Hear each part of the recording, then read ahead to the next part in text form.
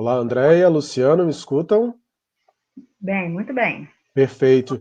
A todos, estou olhando aqui, atualmente nós estamos com mais de 30 pessoas e subindo o número. Sejam todos bem-vindos para a nossa live dessa noite. Me apresentando, me chamo Pedro Carvalho, sou gerente médico na Takeda para a área de neurociências e tivemos esse trabalho magnífico para conseguir idealizar esse evento para vocês, um evento que vai focar em trabalhar uma condição de saúde que se tornou muito relevante nas últimas semanas, nos últimos meses, e que tem total relação com a qualidade do sono, como que o sono da população muda. Então, eu vim só para me apresentar e para dar as boas-vindas a todos, mas eu vou passar a palavra para a doutora Andréia Bacelar, que conduzirá essa discussão junto ao doutor Luciano Drager. Então, doutora Andréia, a palavra está com você. Bom, muito obrigada, Taqueda, em nome do Pedro. É muito bom estar dividindo com você esse webinar, viu, Luciano? Agradeço a presença de vocês todos, né, nesse momento tão difícil, nesse momento de grandes incertezas, e que estamos aprendendo, na verdade, a fazer diagnóstico, aprendendo as comorbidades e aprendendo a como tratar a Covid-19. Então, é um momento assim de o que a gente fala hoje provavelmente pode não ser verdade daqui a algum tempo com os estudos. Bom, a finalidade não é fazer aula, o que eu fiz foi rapidamente fazer uma seleção de alguns artigos, depois eu vou passar a palavra para o doutor Luciano, e em seguida, aí a gente vai realmente bater um papo, discutir, tirar dúvida, aprender junto, tá bom? Eu vou entrar agora aqui, então, na minha vasta experiência com informática. Bom, até que está indo bem, né? Bom, então, esse foi o convite, né, para vocês participarem, o impacto da Covid no isolamento e no nosso sono. Eu não tenho nenhum conflito para ministrar ou para conversar sobre esse assunto com vocês hoje. E aí, o que eu tentei fazer? Eu fui lá para o PubMed tentar pegar publicações científicas indexadas com palavras-chave cruzando, né, a situação de crise e cruzando o sono. Então, palavras como pandemia, epidemia, isolamento social, confinamento, guerra, catástrofe, porque, na verdade, a gente está vivendo isso, né? E essa correlação com transtornos de sono, insônia, saúde mental, transtornos psiquiátricos. E é bastante interessante porque eu fui buscar esse tema lá atrás. Então, o que poderia se assemelhar com o que a gente está vivendo? E aí a primeira questão, né? A guerra. E aí esse artigo aqui, olha de quando? De 1987. Esse artigo ele define 37 prisioneiros dos japoneses na época da Segunda Guerra, e eles foram avaliados 40 anos após a guerra. E olhe, o artigo estava assim, tá, gente? O artigo estava assim, desbotadinho pelo tempo mesmo. E desses 32, quase a totalidade, 40 anos após, ainda apresenta transtorno de sono. Essa outra publicação aqui, avaliando uma revisão, né, artigos de revisão, foram 69 estudos citados de 98 a 2014, a publicação foi agora em 2016, avaliando também os veteranos pós-guerra, da Segunda Guerra e transtornos de sono. Então, o transtorno de sono estava presente em 87% desses pacientes que apresentavam o transtorno do estresse pós-traumático, que tem como, na sua classificação, distúrbios de sono, dificuldade de iniciar e manter e pesadelo nos seus critérios. Então, a variação desses 69 estudos foi que os veteranos que tinham TEPT variavam dificuldade para dormir de 44% a 91%.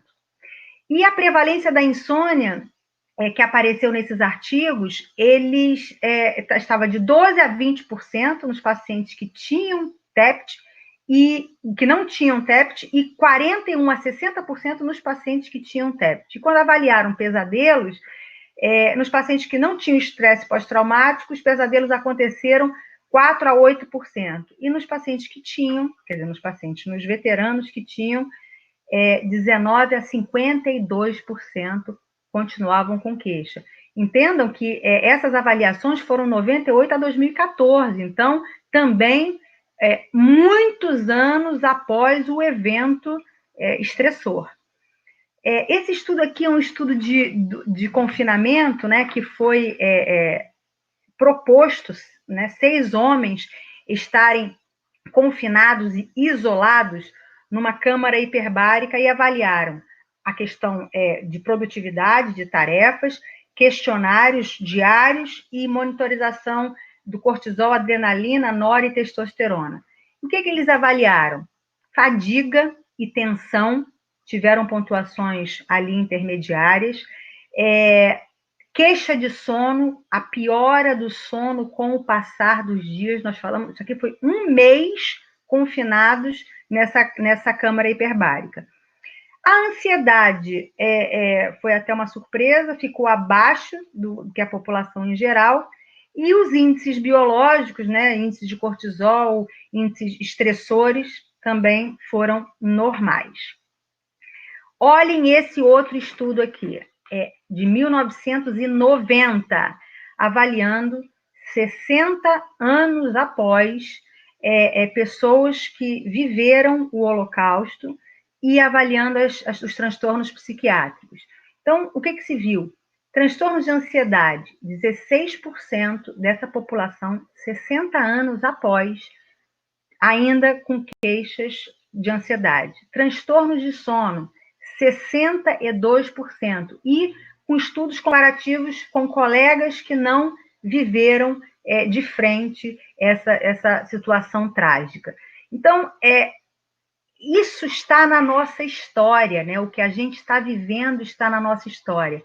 Uma questão interessante é que quando eu cruzei pandemic e distúrbios de sono, aí o que aparece? H1N1, narcolepsia, vacinação, Panderix, não aparece essa questão de confinamento, né, nas pandemias em geral, por conta do grande problema que foi o H1N1 e o aparecimento de narcolepsia pós vacinação ou pós a própria enfermidade. Essa publicação aqui, ele avaliou 6 estudos. Qual foi a correlação? Insônia e solidão. Quer dizer, existe associação de insônia e solidão? Então, relacionaram com ansiedade, com pesadelos, com frustrações, com depressão, com ideação suicida. E o que se viu? Que foi uma via de dupla mão esse estudo, quer dizer, a insônia dificultando as relações interpessoais, sendo o sono importante para processar essas emoções. No momento em que eu durmo mal, eu acabo me isolando e tendo esses pensamentos mal adaptativos, prejudicando a socialização. E o contrário, a solidão, gerando essa ausência de envolvimento, né, social, um estado de hipervigilância, porque o social virava uma ameaça, e esse estado de hipervigilância agravando o sono. Então, está aqui o diamantezinho à direita, mostrando que existe uma associação da solidão e insônia numa dupla mão. Essa publicação aqui, olha que coisa interessante. É lógico que uma tripulação, 6 homens, vivendo 1 ano e meio confinados num espaço pequeno de uma nave numa missão espacial. Logicamente, a gente tem estressor da própria missão, a ameaça à vida, quer dizer, eu vou conseguir voltar para a Terra, a monotonia, o consumo restrito, né, do que está ali dentro, alimento, etc., o ciclo claro e escuro que fica comprometido, mas para mostrar a variação interpessoal, quer dizer, Foram 6 pessoas, 6 que foram programados, que foram ensinados a viver em confinamento.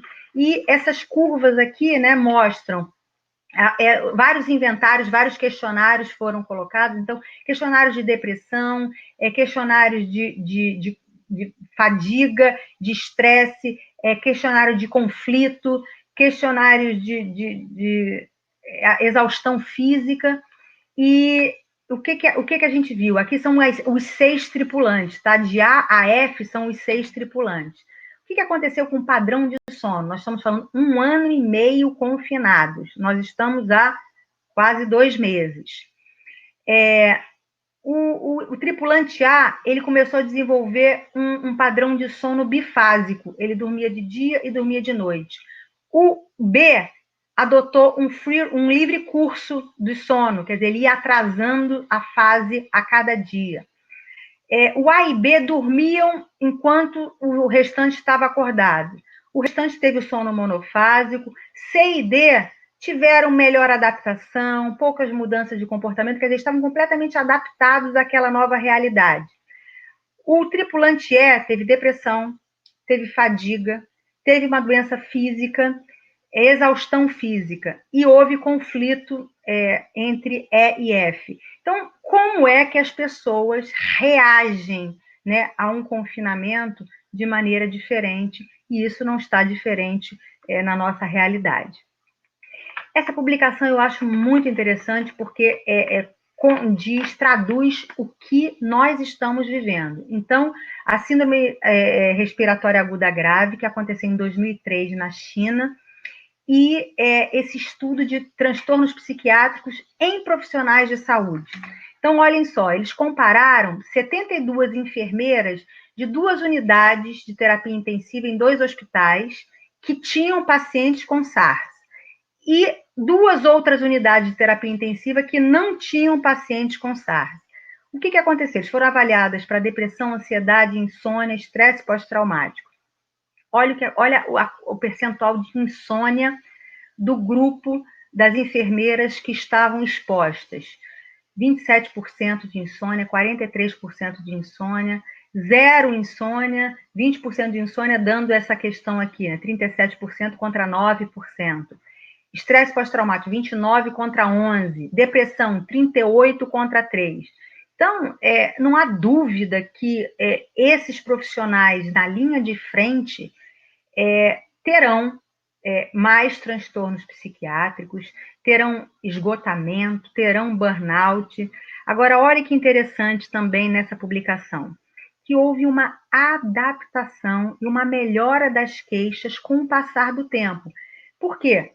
Melhoraram os sentimentos negativos, o aumento do aprendizado, quer dizer, saber como você está lidando, saber como coloca o EPI, saber como é que você não se contamina, isso aí ajuda, né, a autoconfiança e melhoram esses sintomas psiquiátricos.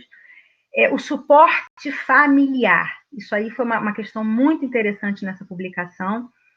A diminuição do turno de trabalho e se você intercala o trabalho também com a atividade social.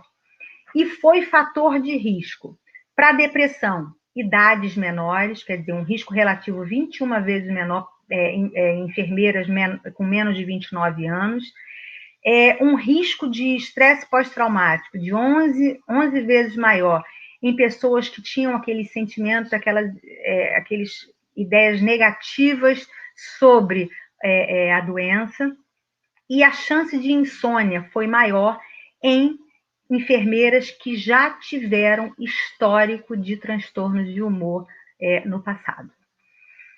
Bom, ebola, né, uma outra epidemia lá da África. Isso aqui também é um estudo de revisão, publicado em 2017, e aí 10 estudos foram incluídos, né, e também avaliaram por questionários, e aqui estão esses estudos, indivíduos sequela, quer dizer, pós-infecção, quer dizer, já convalescido, 21% desenvolveram depressão, 34% desenvolveram insônia. Esse estudo aqui, ele ainda teve um estudo com grupo controle, que mostrou que a insônia permaneceu 2 anos e meio após a convalescência. Ou seja, então, indivíduos contaminados com o vírus que desenvolveram depressão e 2 anos e meio ainda com queixa de insônia. Fadiga, 30%. E aí é interessante que das sequelas emocionais desses pacientes, elas foram multifatoriais. O que pesou para ter essas sequelas?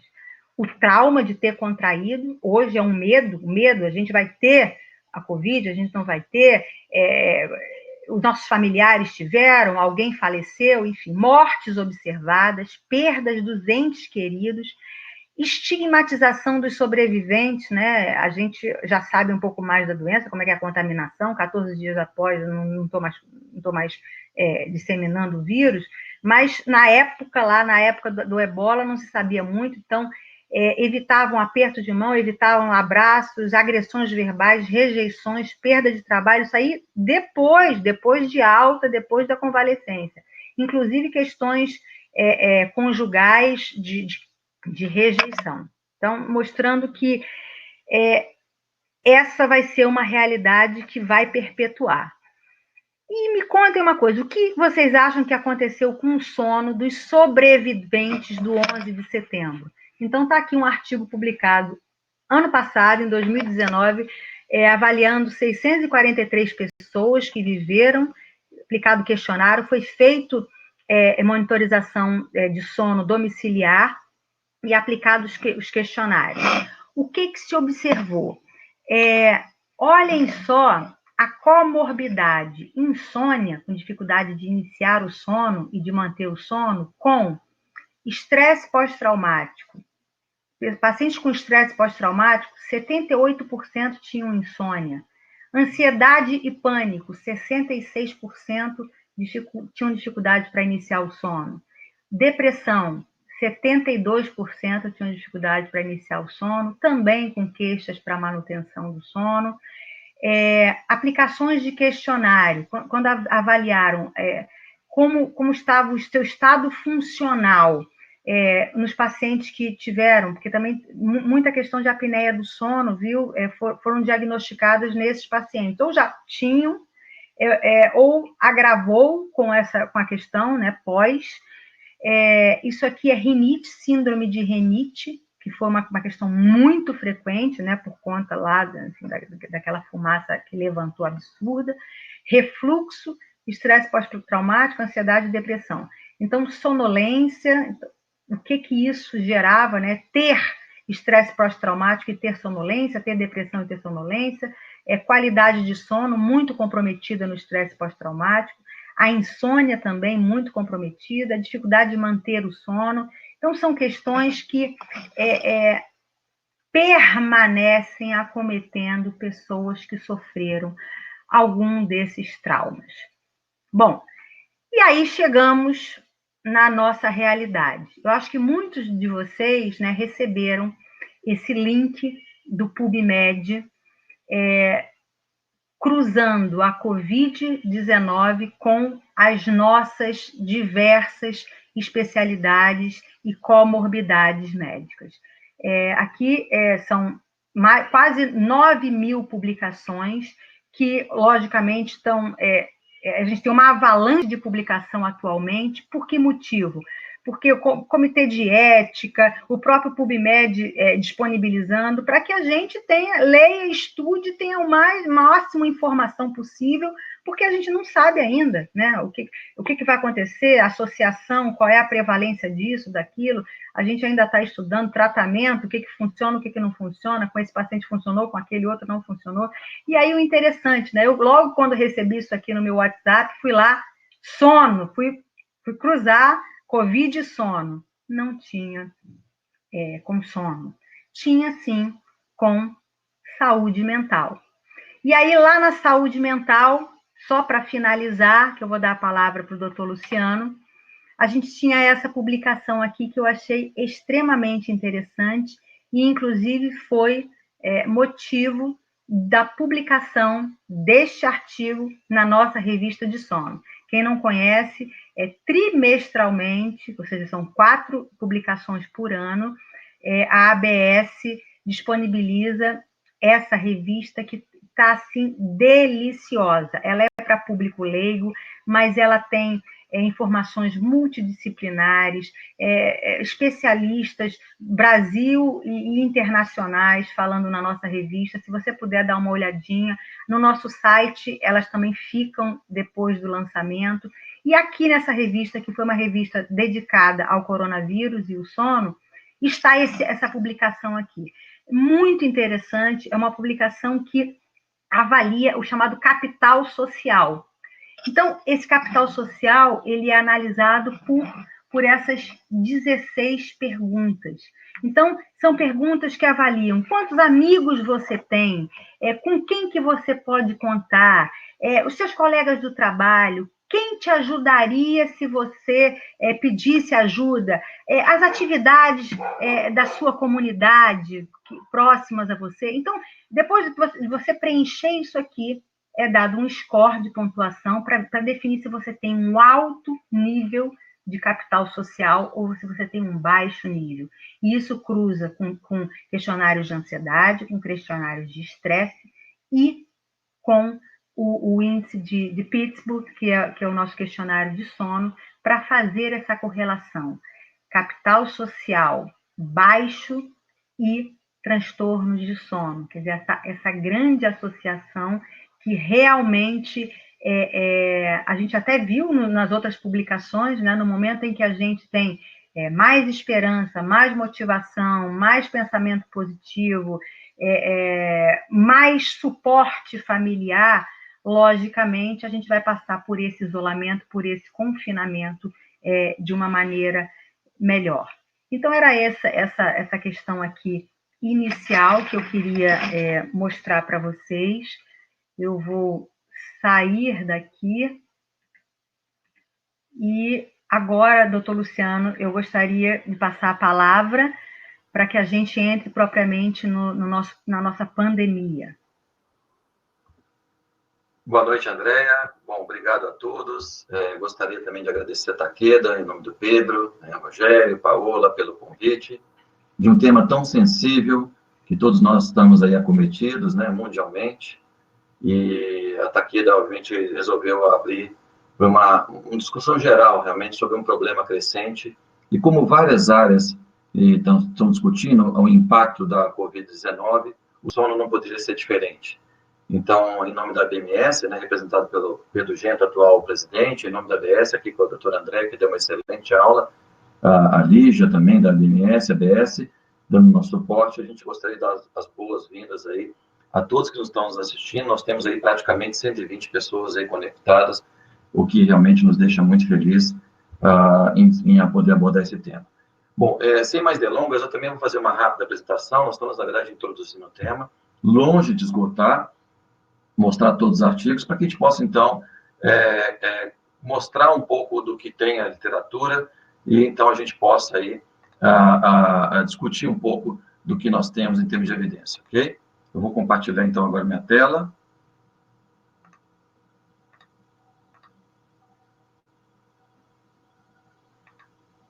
Então, coube a mim falar um pouco de como está o sono, então, em épocas do Covid-19, né? Esses são os meus conflitos de interesse, mas não vou, obviamente, influenciar em nada, uma vez nós estamos discutindo um tema recente, e a ideia, obviamente, é uma abordagem mais geral do assunto.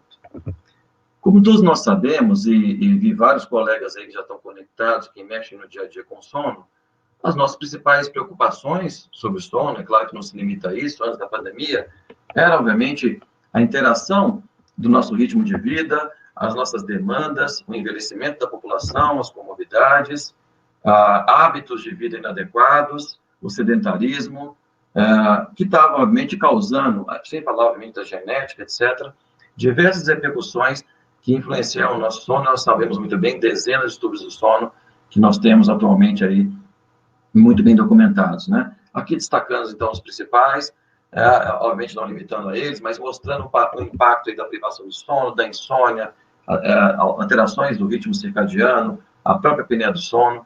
Realmente era o nosso foco e continua sendo, sem dúvida nenhuma. né? A grande pergunta é, isso mudou agora que estamos na pandemia? Fechamos a lojinha, fechamos nossos consultórios, diminuímos muito os métodos diagnósticos e agora acabou tudo? A resposta, obviamente, é não, né? Nós estamos agora encarando a medicina do sono de uma forma diferente, né?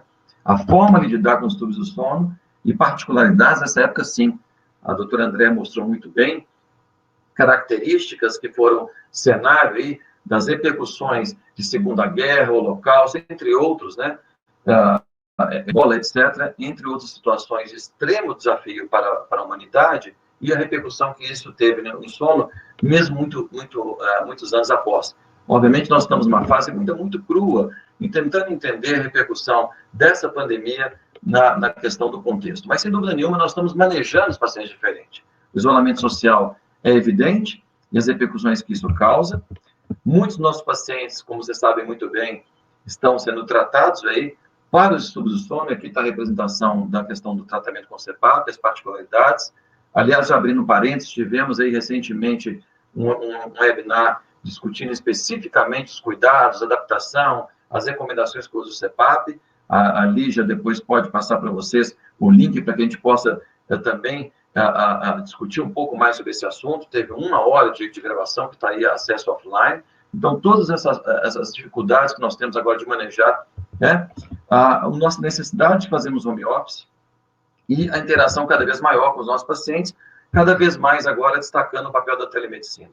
Como todos nós sabemos, a telemedicina já era um programa que estava em andamento no CFM, bastante discussão a respeito dos limites, das verdadeiras indicações, e não tem dúvida que essa pandemia catalisou a necessidade com aprovação rápida e, obviamente, com as negociações em crescente que estão nos planos de saúde em termos de remuneração e, sem dúvida nenhuma, de dar suporte a essa importante ferramenta que, obviamente, vai ter limitação, tem suas indicações, mas que, em momentos de pandemia, tornam-se extremamente atrativas no cuidado, no segmento dos nossos pacientes. Então, os distúrbios do sono continuam, potencialmente estão exacerbados, amplificados, como nós vamos discutir, a Andrea já falou um pouco a respeito, mas, sem dúvida nenhuma, o suporte, a forma mudou, mas a qualidade tem que ser mantida no mesmo padrão no cuidado dos nossos pacientes. Sem dúvida, essa relação de isolamento, de privação do sono, essa questão estão muito intricadas, né? Toda vez que nós estamos tão isolados socialmente, quando nós estamos sozinhos, isso aqui é um trabalho que saiu em 2018, portanto, pré-pandemia do Covid-19, mas mostra bem uma situação que talvez tenha um ciclo vicioso que pode refletir em diversos exemplos. Então, esse trabalho, muito interessante, trabalho experimental, mostrando, então, que a solidão e o isolamento social contribuem aí para um ciclo vicioso, né? A própria privação do sono, levando a um comportamento neural e comportamental fenótipo distinto, né? Veja o comportamento de pessoas que estavam não privadas, mostra, então, um fenótipo de tendendo a ter um isolamento. E, sem dúvida nenhuma, o que nós estamos falando agora é o inverso, né? A solidão, o isolamento social, também, eventualmente, contribuindo para manifestações físicas, mentais, incluindo aí distúrbios de sono e, obviamente, talvez confrontando e amplificando aí esse ciclo vicioso, como eu já mencionei. Então, não há dúvida nenhuma que o ambiente é propício realmente para envolvimento do sono e as suas diferentes manifestações e comorbidades, né? Mas falando especificamente do coronavírus, pandemia e o sono, como o André destacou, nós ainda temos relativamente pouca evidência. Eu não vou fazer aqui, mostrar um por um, mas alguns dados só para a gente começar e abrir para essa discussão nesse sentido. Vejam, o trabalho que foi nem publicado, né, na verdade foi divulgado pelo Estadão, eu acho que os autores devem ter submetido essa publicação, mas tem estudos aí da Universidade do Rio de Janeiro, a UERJ, mostrando, então, que Covid faz casos de estresse e ansiedade mais que dobrar no Brasil. Eu não preciso dizer a todos vocês que estão nos ouvindo que, potencialmente, nós vamos ter repercussões por consequência desse cenário, obviamente, no sono dos nossos pacientes, no sono das pessoas de forma geral. Mas vejam que a situação é realmente mais complexa do que isso, né? E nós vamos ver que, obviamente, tudo vai recair, entre outros fatores, também no sono. Esse é um dado muito interessante também, que ainda não foi publicado. É uma análise de 68 mil americanos, usando um tipo específico de um smartwatch. Aqui, que, como você sabe, ele tem um actímetro que monitoriza a atividade, a duração do sono, embora não seja uma ferramenta perfeita, é muito melhor do que um dado subjetivo. Então, vejam que interessante esse dado, aqui em cinza, separado por estados americanos, né? E no dia 13 de março, o governo americano declarou, então, uma emergência federal, então, instalando medidas de isolamento social imediatas para conter, obviamente, o espalhamento aí do vírus, né? Frente ao que já estava acontecendo, os casos em Nova York já estavam realmente em franca ascensão. Então, no dia 13 de março, o governo Trump declarou, então, essa emergência federal e o isolamento, então, começou. Essa linha mostra, então, em 100%, o nível de atividade basal das pessoas por o uso, então, desse smartwatch. Veja como, com a pandemia, nós tivemos uma grande redução, com pequenas variações, mas, no geral, um comportamento muito semelhante nos diferentes estados americanos, com reduções aí de aproximadamente 50% do nível de atividade física, por motivos óbvios, muitas vezes motivado aí por confinamentos, etc., que isso impõe. E isso traz repercussões no que diz respeito ao potencial também dessa redução de atividade física, né? Essa diminuição de atividade. E repercussões como, por exemplo, já perspectivas e opiniões de importantes líderes no assunto sobre a questão de aumento do peso, especialmente em crianças, né? E os riscos associados com essa inatividade física, com esse isolamento social, incluindo transtornos de ansiedade e depressão, incluindo distúrbios de sono, incluindo, obviamente, também a questão do sobrepeso e obesidade, que tende a aumentar, obviamente, né? Então, há um cenário muito favorável a termos aí uma amplificação das durações do sono. Agora, vejam que a situação não é simples assim. Como é que vocês imaginam, usando esses dados do smartwatch, que está o tempo de sono das pessoas? Vocês acham que diminuíram? Ficou igual ou aumentou? Bom, para quem já viu esses dados, já sabe a resposta. Mas eu confesso para vocês que fiquei surpreso com o dado, né? Nessa mesma avaliação que eles então estudaram essa diminuição da atividade física, esses pesquisadores, que na verdade eram da empresa que fabrica esse smartwatch, eles analisaram também o tempo de sono das pessoas pré e pós a pandemia. E, para surpresa, o tempo de sono, em linhas gerais, obviamente, né? É claro que nós precisamos esmiuçar e entender um pouco esse quadro, eu vou falar um pouco sobre isso. Nesses mesmos 68 mil americanos, né? A partir do momento então, que instalou o isolamento social, na média, o tempo de sono, incluindo, obviamente, cochilos, etc., aumentou em 20%. Vejam que essa graduação de aumento ela é variável, né? Na imensa maioria dos estados, aí você teve alguma melhora, algum aumento, e alguns poucos estados, aqui em azul mais escuro, alguma diminuição. Mas a imensa maioria dos americanos, né, considerando essa casuística de diferentes estados, então veja como isso é representativo, e nós estamos falando isso, veja, poucos dias de diferença, né? 13 de março, 18 de março, 20, 22 e 24, vemos como progressivamente as cores vão alterando, tendendo a ficar em azul claro, ou mesmo em bege, mostrando o quanto o sono aumentou, tempo de sono. Eu tenho certeza que muita gente está nos assistindo agora e está surpreso como eu fiquei também com isso. Mas a grande questão, então, a pandemia melhorou o sono? Será que é isso? A resposta, obviamente, é não, né? Porque o que acontece muitas vezes é que as pessoas estão tendo mais oportunidade de tirar cochilos após o almoço, por exemplo, ou não ter, obviamente, o despertador, a necessidade daquele trabalho, e o home office permite flexibilidade, mas precisamos pensar, ao mesmo tempo, que várias pessoas estão em redes sociais, interagindo e vendo, obviamente, streamings, séries, etc., promovendo, obviamente, grandes alterações de ritmo circadiano, como a famosa atraso de fase, que, inclusive, o André mencionou muito bem. Sem dúvida nenhuma, isso está acontecendo. Não necessariamente dormir mais, na média da população, significa um sono de melhor qualidade, como você sabe muito bem. A qualidade do sono realmente parece estar comprometida. E é muito frequente, nós ouvimos de pacientes, de familiares, etc., que relatam fadiga, relatam esse quadro mesmo em época de pandemia que está sem nada para fazer. Então, isso mostra claramente que o nosso ritmo circadiano provavelmente está alterado, na média, claro, e que o seu isolamento social certamente está contribuindo muito para isso. Mas esse aumento do tempo de sono, será que serve para todo mundo? Então, todo mundo então está aumentando o sono. Então, aí vem a usar um olhar um pouco de lupa, para que a gente, obviamente, interprete esse dado corretamente. Os autores, obviamente, fizeram uma análise geral da população, comportamento médio, mas nós acreditamos piamente que isso não deve ser verdade, né?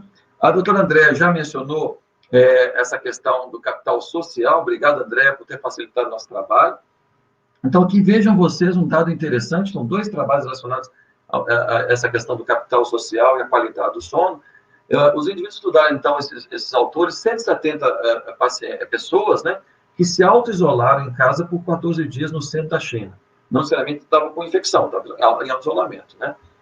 Então, o que eles observaram? Que aqueles com baixos níveis de capital social, ou seja, essa menor interação com amigos, os relacionamentos interpessoais, a profundidade desses relacionamentos, foram associados a aumento do nível de estresse e ansiedade, e isso, por sua vez, foi associado com redução da qualidade do sono.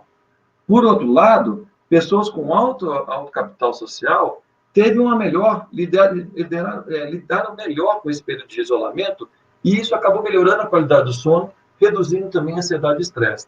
Então, essa relação, obviamente, é um estudo que não deve inferir causalidade, mas mostra muito a importância de lidar com uma situação extrema como essa que nós estamos passando, e o apoio psicológico, o apoio social, buscar informações fidedignas, evitar fake news, buscar informações que realmente vão nos acalmar e vamos tomar ciência e, obviamente, tomarmos rédea do processo.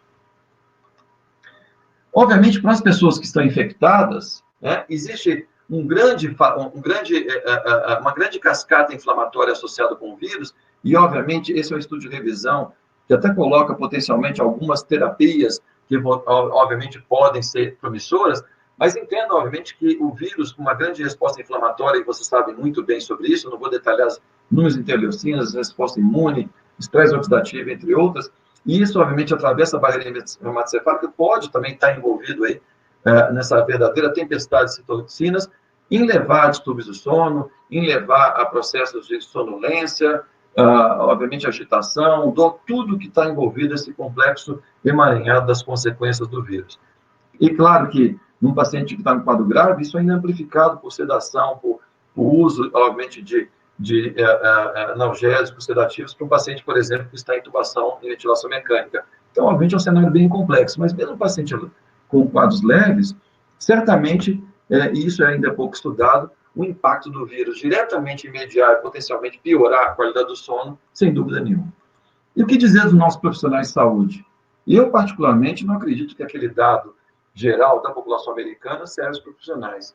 Não temos estudos especificamente avaliando isso, que seria muito interessante, mas nitidamente a ansiedade, estresse e insônia pioraram, né? Então, eu trago aqui uma publicação do Frontiers in Psychiatry, em que esses autores, então, avaliaram, fizeram uma avaliação da insônia e fatores psicológicos sociais entre, então, os profissionais de saúde, né, não limitado, obviamente, a médicos, e vocês podem ver que sensações de medo em ser infectado, a questão de que os fatores, os mecanismos, os EPIs que você está usando, e as ansiedades geradas por isso, se você tiver infecção, vejam porcentagens muito grandes com medo de ser infectado, dos EPIs serem realmente suficientes para você não ser infectado, os protocolos, o local que você está atuando, se está te dando suporte realmente em prevenir, e você está sendo orientado a como prevenir isso.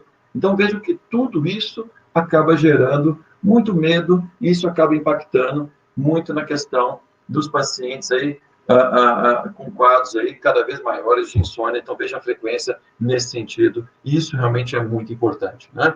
Então, há muita relação com a piora da ansiedade, do estresse, da insônia, por consequência, por motivos óbvios, e certamente a privação do sono está aqui no meio.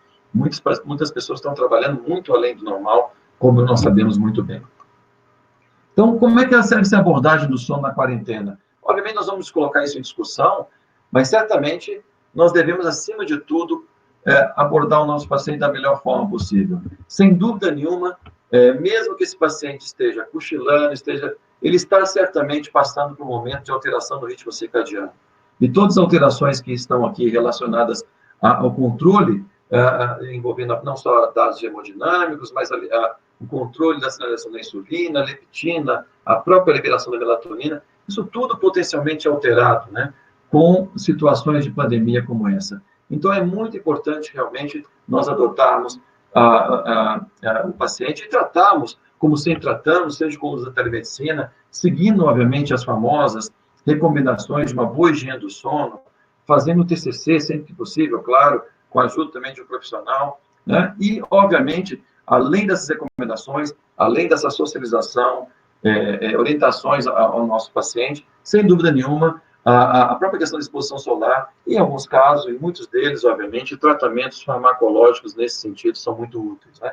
Nós temos, como todos nós sabemos, vários tratamentos disponíveis, as drogas Z amplamente utilizadas, e mais recentemente agora, no Brasil, é uma novidade, chegando então uma nova medicação para o tratamento, nova no Brasil, do tratamento da fase inicial do sono, pessoas que têm dificuldade de iniciar o sono, e potencialmente agindo como um cronopinótico, potencialmente também trazendo benefício nessa fase com indicação apropriada para os pacientes. Então, sabemos como medicar, estamos aumentando o arsenal terapêutico aqui no Brasil da insônia e, sem dúvida nenhuma, nós vamos ter que, a cada caso, selecionar o melhor tratamento, não esquecendo, sem dúvida nenhuma, da abordagem não farmacológica da insônia.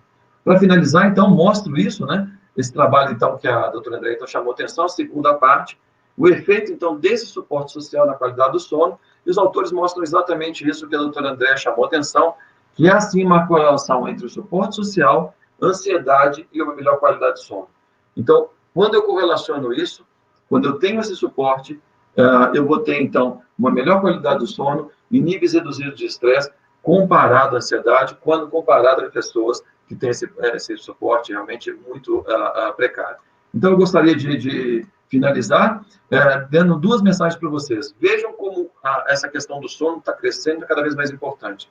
Saiu agora, estava vindo para casa para poder apresentar essa aula, um e-mail com um comunicado de todas as clínicas da FMUSP, o local onde eu trabalho, dando agora um atendimento para profissionais de saúde com situação do sono durante a pandemia, no laboratório de sono do Instituto de Psiquiatria, até a professora Rosa Rassan como uma das responsáveis, fornecendo, então, atendimento para os profissionais de saúde em virtude da demanda da pandemia. E isso é um dado realmente muito, muito interessante, mostrando já essa demanda que está sendo criada, quando nós estamos já num processo já de cronificação desse período de atendimento, de muito estresse, com várias pessoas contaminadas.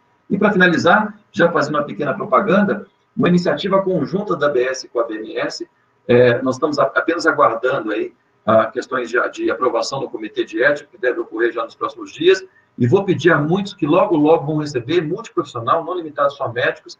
Nós estamos fazendo uma pesquisa sobre qualidade do sono e burnout em tempos de Covid-19, uma ação conjunta, a gente quer que tenha uma dimensão nacional, é um breve questionário de 3 minutinhos, que não vai ser identificado, e entender como profissionais, seja eles estão na linha de frente, que não estão na linha de frente, como estão lidando com isso, e realmente entender um pouco mais a magnitude aqui no nosso país, e isso vai ser realmente muito útil para a gente entender a repercussão de uma pandemia como essa.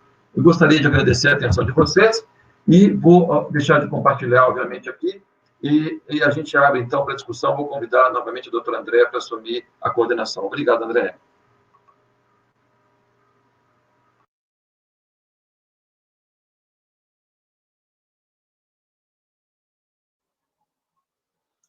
O áudio.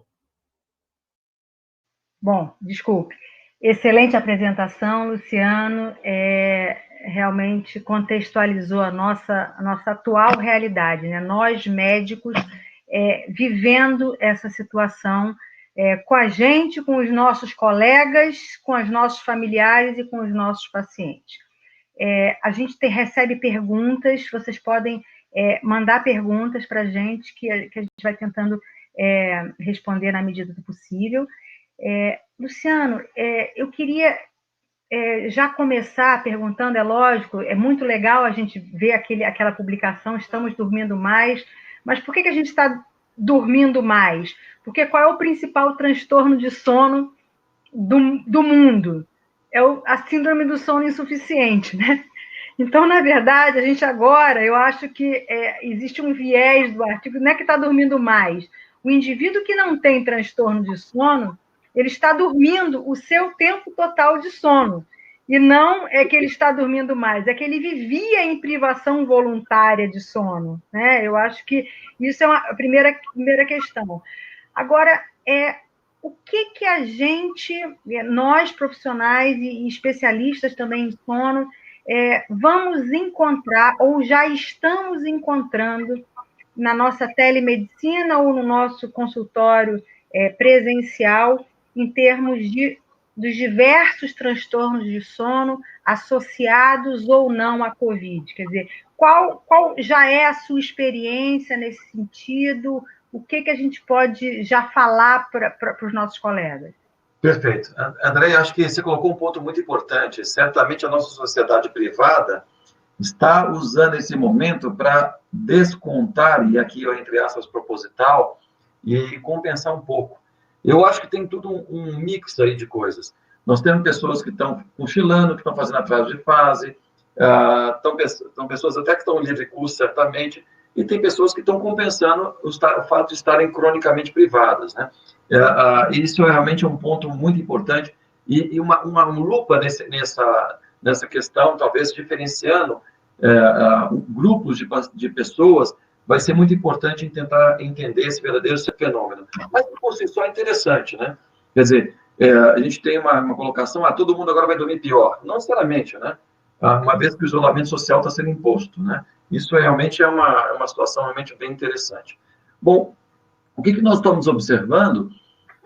Primeiro que eu acho que a gente precisa, obviamente usar essa expressão é interessante aqui, precisamos acordar realmente para desenvolvermos a telemedicina, convocar os colegas, não para fazer uma telemedicina à torta e direito, mas aproveitar esse momento para que a gente possa proativamente contactar os nossos pacientes, entendemos. O que eu estou notando desde já é que muitas vezes pacientes que nos procuram, os que já têm os distúrbios do sono já diagnosticados, estão sendo tratados, muitas vezes pedem receitas, pedem para replicar receitas.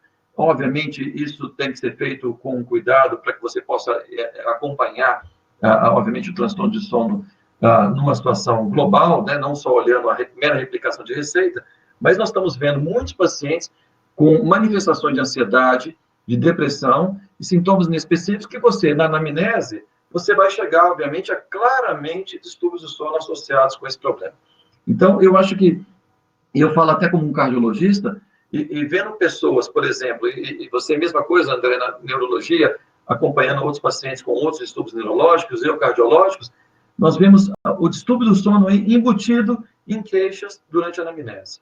Então, é muito importante, novamente, esse conceito que nós fazemos no dia a dia, olhar o paciente como um todo, na integração, avaliar as comorbidades, avaliar essa situação muito especial que nós estamos passando com a pandemia, entendemos esse processo para que a gente aborde o todo desse paciente. Então, por exemplo, abordando a ansiedade, depressão e, obviamente, avaliando a repercussão sobre a insônia também. Não sei qual que é a sua experiência e quero até rebater, assim, será que seria legal realmente, dá para fazer, André, telemedicina muito bem, avaliar um paciente com insônia?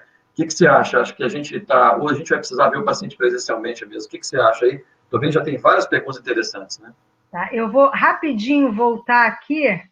Deixa eu ver se eu consigo voltar aqui muito rapidamente para mostrar isso aqui, olha.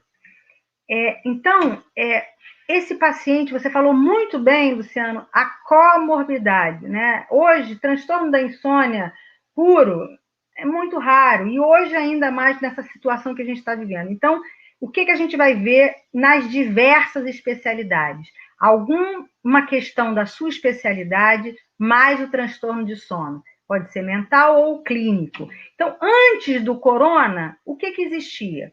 Existia aquele paciente que não precisava de ajuda médica, que são saudável, quer dizer, aquele grupo saudável, aquele grupo só em privação de sono, que agora está dormindo mais e está dizendo, para mim está até bom esse isolamento. Aquele paciente que não busca ajuda, ele tem problema, ele dorme mal, a pressãozinha está um pouquinho alta, a tireoide funciona pouco, ele descreve uma insônia, mas ele não tem diagnóstico, ele não foi no médico. Um paciente que teve um evento único, resolvido, curado, resolveu, tive uma insônia transitória e ela foi embora.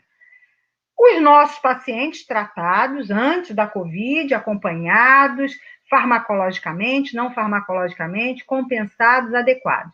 Aquele momento antes, lá do 15, 16 de março, o paciente estava já com a gente estava em investigação, ou a gente já determinou uma proposta terapêutica, mas ainda tinha uma melhora parcial. Aí veio a Covid. E aí, depois da Covid? Esse grupo aqui, olha, eu sinceramente acho que é minoria. Quer dizer, estou saudável, continuo saudável, nada me afetou. Ou eu comecei a ter alguma queixa e ainda não busquei ajuda, continuo com a queixa.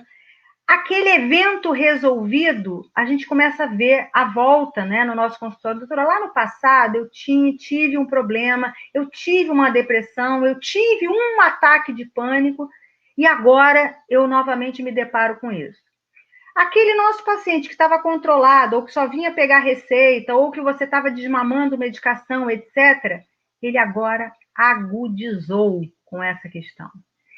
E aquele paciente que tinha uma melhora parcial ou que você estava lá em investigação, a coisa piorou, a coisa agravou. Então, aqui são todas as situações médicas que a gente vai encontrar o nosso paciente. E aí está a sua pergunta, Luciano. Eu acho que a telemedicina veio para ficar, veio para mudar a nossa realidade. É lógico que a gente tem que ser muito criterioso, o CFM vai ser muito criterioso com isso, com medo, né, do subdiagnóstico, né, porque aí, de antemão, eu já não preciso examinar. Então, quem precisaria ser examinado não será examinado. Eu acho que esse é o grande problema, o grande viés. Mas, olha, ela atualmente está ajudando muito, não só aos profissionais de saúde a não se contaminarem, como ao acesso dos pacientes conosco. Assim, diagnóstico da insônia, se a gente olhar em qualquer consenso, aliás, a gente tem o nosso consenso da insônia, que eu queria mostrar para vocês, né, que é esse aqui, é o consenso da insônia, que foi lançado em dezembro no nosso Congresso Brasileiro de Sono. Esse consenso, ele estará... fisicamente, eu acho que ele já nem tem mais na ABS, mas ele estará disponível em PDF no nosso site em breve, e ele está, assim, mastigado, está assim, muito bom, maravilhoso, com toda a revisão bibliográfica. E ali, o que ele diz? Que o diagnóstico da insônia é clínico. O diagnóstico da insônia é uma ótima anamnese. Então, Luciano, essa é a questão. A gente precisa seguir todos aqueles passos para fazermos o diagnóstico, e isso a gente pode olhar no olho do paciente aqui na telemedicina, discutir, questionar. É lógico que existe o viés, existe a comorbidade. Muitas vezes, essa telemedicina, essa teleconsulta se transforma numa consulta presencial. Nossa, eu quero examinar, eu quero ver um movimento anormal, eu quero, enfim, assim, na área da neurologia, né? Imagino, na área da otorrino, preciso avaliar a via aérea, a gente precisa, porque a gente acaba fazendo isso também, mas hoje eu acho que tem uma fundamental ajuda para nós, para o nosso grupo de médicos. Perfeito, doutor André. E eu acho até que isso responde um pouco o comentário que a doutora Vanessa Baú colocou, que obviamente é um tema polêmico, né? Que ela coloca aí, que ela é veemente contra, o que obviamente é muito lógico, e eu vou ser sincero também, há muita relutância inicial, eu mesmo tive muita relutância. Não acho que ela vai substituir o alicerce da medicina, que é o contato, que é o bom exame físico. Há momentos, realmente, há muitos momentos que a telemedicina não deve ser usada, né? Mas, numa situação como essa, ou em situações onde você vai reavaliar o paciente, talvez sim a telemedicina tenha seu papel. Eu acho que a gente vai conviver com ela e, na verdade, ela está aprovada já, viu, Vanessa? Então, na verdade, é usar essa ferramenta de ordem geral para que a gente possa aproveitar. Temos diversas perguntas, né, doutor André? Você quer falar? Luciano, tem uma pergunta assim, que eu acho fundamental, que é a do Renan, que é o uso indiscriminado de benzodiazepínico. Quer dizer, se essa é uma preocupação e continua sendo uma preocupação antes coronavírus, agora a gente vê em demasia o abuso, o uso exacerbado, excessivo dos pacientes usando benzodiazepínico por ansiedade, por medo, por pânico, que é assim, a única indicação aguda, e para insônia. Então, isso é um grande problema. A gente vai ter muito trabalho para conseguir, depois desse desmame, e diminuir essa dependência que os benzos geram em médio e longo prazo. Perfeito. Tem a Zápia também, né, André? Está falando uma questão interessante sobre os fitoterápicos, né? Porque ela está falando o seguinte, se dá para recomendar fitoterápico em pacientes que não possuem alterações de sono prévia, né? É uma questão também que certamente está na pauta do dia, né? Záfia, os fitoterápicos, a gente não tem, quer dizer, a gente tem várias publicações, a gente fez uma grande revisão agora no consenso, mas não entra nos guidelines americanos, europeus e nem no nosso, como recomendação, porque não se viu o efeito em longo prazo comparado com o controle no uso de melissa, valeriana, esses fitoterápicos. Agora, isso não significa dizer que a gente não individualize o nosso paciente. Tem aquele que fica muito bem com yoga, com meditação, com fitoterápico, o fato dele fazer, às vezes, olha, eu tomei suco de maracujá e aí eu durmo bem, doutora, com suco de maracujá. Então, tome o seu suco de maracujá. É lógico que a medicina, ela hoje biopsicossocial e individualizada. Então, eu não vou te dizer que não funcione, porque funciona, nem que seja placebo. Por exemplo, a valeriana é considerada um hipnótico leve, né? Viu-se que existe efeito no GABA da valeriana, mas efeito hipnótico clássico para ter uma recomendação forte, nós não temos. Isso muito também, né, André, pela falta de estudos bem desenhados na linha, né? Até para entender o nicho, né, que esses pacientes podem se beneficiar, né? Sua colocação foi perfeita. E tem um nome aqui de uma pessoa, perdão, Jean, mas seu nome é João Gautier, parece realmente um pintor famoso, sem bullying, por favor. E ele pergunta, né, se a abordagem terapêutica medicamentosa mudou em tempo de pandemia? Eu entendo que você está falando sobre a terapia medicamentosa da insônia, né? Eu acho que, em linhas gerais, um dos cuidados já foram abordados, esse uso indiscriminado de benzodiazepínicos, né?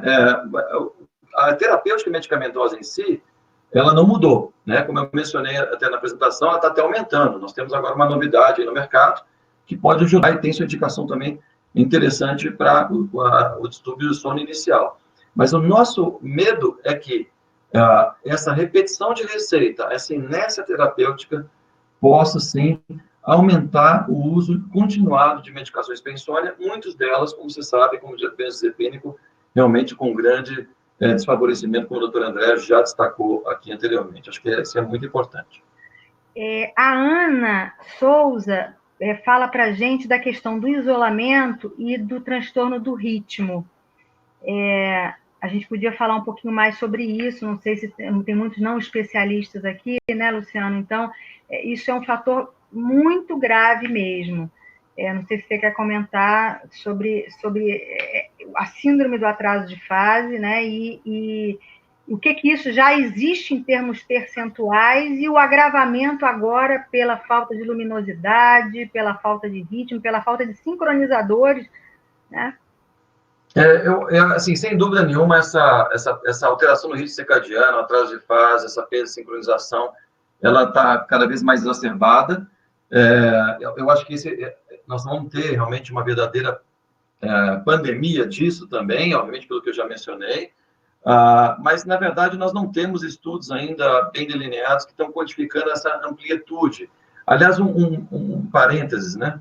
Isso é uma coisa que nós vamos fazer no nosso questionário da ABS-ADMS, comparar o pré e o pós.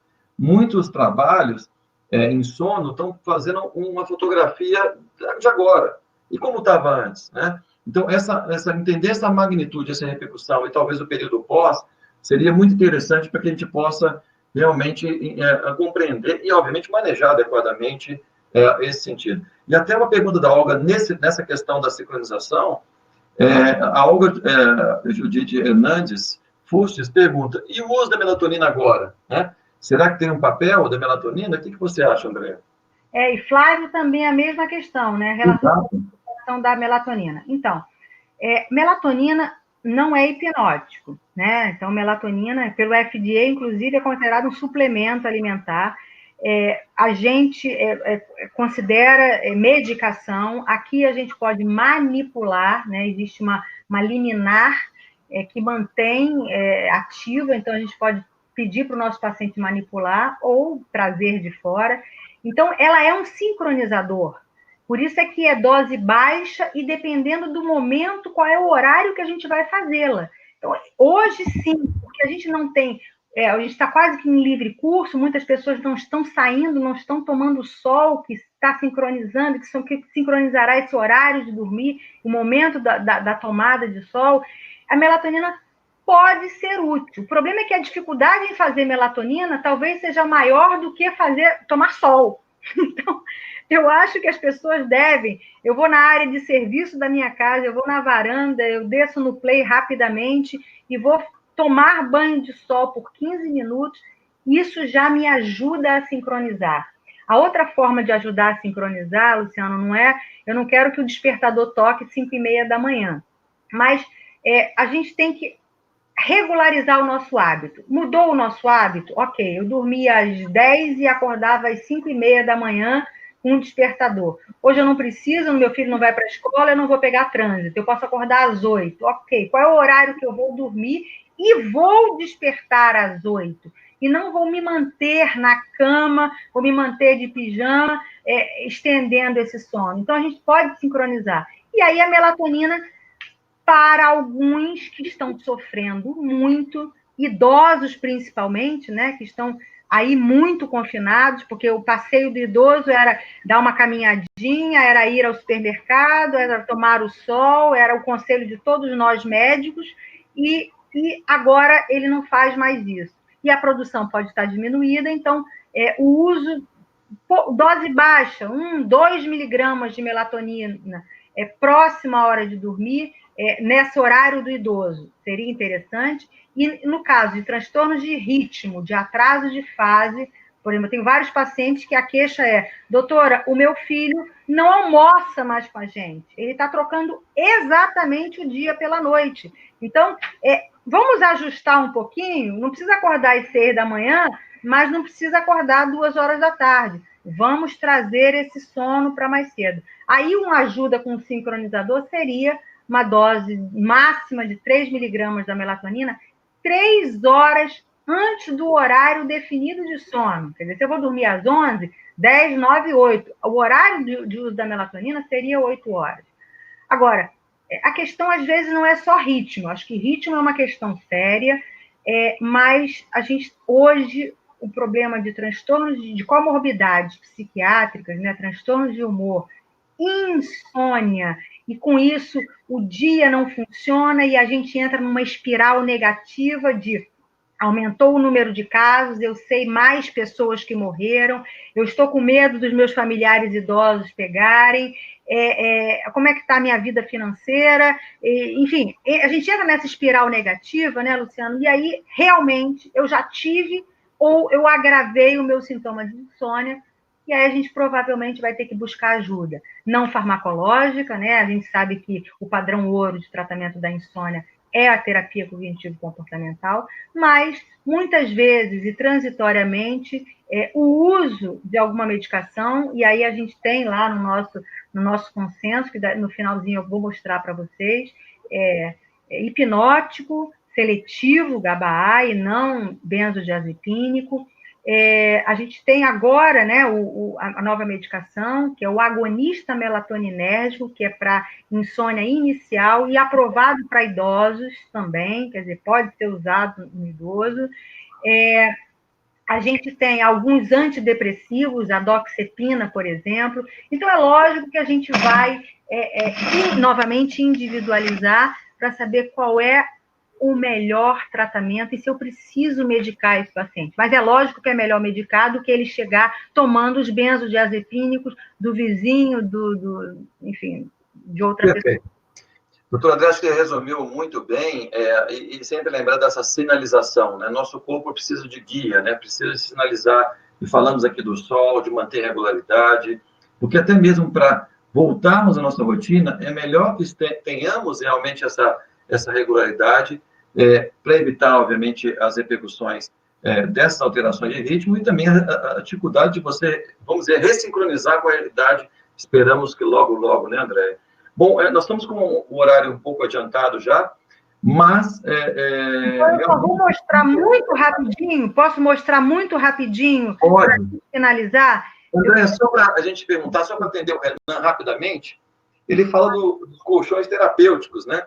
Que ele tem sentido uma grande diferença. Isso vem um pouco daquela questão que você mencionou, né? Sobre cada caso, né? A yoga, medicamentos aí que não são aprovados tradicionalmente para insônia, por exemplo, se você pode ter aí uma alternativa para melhorar o sono. Eu acho que a gente precisa usar isso. Primeiro é o seguinte, Renan, entender que não há uma evidência científica por trás dando respaldo para isso. Mas claro que um colchão de boa qualidade, com densidade adequada, isso pode realmente ajudar. Mas esses colchões terapêuticos para insônia, tem estudos iniciais que realmente carecem, né, André, de uma confirmação. Honestamente, eu não proativamente recomendo isso. Muitas vezes, inclusive a própria Sociedade Americana de Medicina do Sono, a própria ABS, não tem, obviamente, um respaldo científico para colocar isso como recomendação, não é mesmo, André? Mas, obviamente, cada caso é um caso e você pode, obviamente, individualizar o tratamento e, eventualmente, optar por essa forma não medicamentosa também da insônia. Show, exatamente. Deixa eu só colocar aqui a finalização, que é o seguinte. Bom, essas aqui são as pesquisas brasileiras, né? A gente já tem aquilo que o Luciano citou, a pesquisa do Instituto de Psicologia da UERJ, mostrando, e está batendo com a maioria dos estudos internacionais, que os transtornos mentais e a insônia vai tender a dobrar a prevalência, e é o que a gente já está vendo aqui um mês após, por questionário, e também a Associação Brasileira de Psiquiatria mostrando esse aumento de atendimento, agravamento de sintoma. Isso aqui está no nosso site da ABS, foi uma recomendação que eu acho que vocês podem printar ou pedir para os seus pacientes entrarem, porque são recomendações muito importantes que melhoram muito a qualidade de sono se eles seguirem isso aqui. Rotina de dia, rotina de noite, refeição, contato com a família, a questão das próprias redes sociais, que são benéficas em algum momento e são ruins em outros momentos. A questão do CPAP, do BIPAP, né? Isso aqui a gente fez, a ABMS também nos ajudou, orientações sobre o uso, sobre a higiene, sobre a adaptação. Nesse momento da Covid, muitos pacientes que usam CPAP estão desistindo ou não querendo usar o equipamento. Não é isso, né? A gente pode agravar problemas do fato de não utilizar. E esse é o nosso consenso, que foi feito a 40 mãos, vários especialistas, muitos deles estavam conosco aqui, eu agradeço, né, nesse nosso web meeting, que ajudaram a fazer esse nosso guideline, né, brasileiro. E aqui marcado em vermelho é o que efetivamente é recomendado, né, de agonista GABA-A, de antidepressivos e de agonistas de receptor de melatonina, é o que é recomendado para a gente fazer o uso aqui no Brasil. Era isso, de finalizar. Pronto. Maravilha, André. Eu acho que a gente tem aí um programa que certamente poderia triplicar o tempo, né? Mas, obviamente, agradecer a todos, não é isso, André? E eu vou passar a palavra para vocês. Tem pessoas até agora nos escutando, né, Luciano? 8 horas da noite. Exato. São guerreiros. Mas espero que todos estejam bem. Eu gostaria de agradecer a todos que nos ouviram. Várias pessoas conhecidas aí que nos contactaram. A gente agradece muito. Eu acho que foi uma iniciativa muito interessante da Takeda em colocar isso em pauta, assim como outras especialidades estão colocando. O sono não poderia ficar para trás, né? E eu passo a palavra, então, para a Andréia e, para finalizar, então, para o Pedro falar rápido as palavras finais. Muito obrigado.